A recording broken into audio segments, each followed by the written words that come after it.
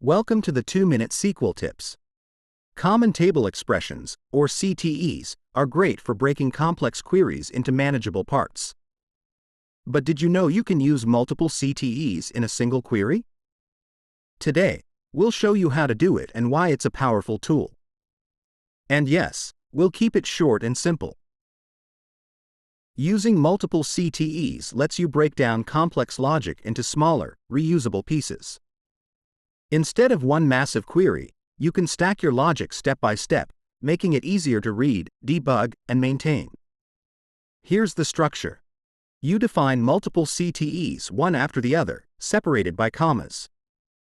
You only need to specify the with keyword together with the first CTE, and you do not include a comma between your last CTE and your main query. Let's look at an example. Say we have a sales table. In the first CTE, we calculate the total amount by region. In the second CTE, we rank the regions based on these totals as calculated from the first CTE. Finally, we use the main query to display the top 3 regions based on the second CTE. By using multiple CTEs, you keep each step of your query focused and easy to understand, and each CTE can focus on a specific logic. This is especially helpful for complex calculations or when you need to reuse intermediate results.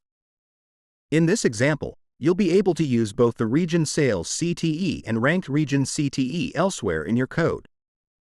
Thanks for watching. If you find this helpful, give it a thumbs up and subscribe for more 2-minute SQL tips. See you next time.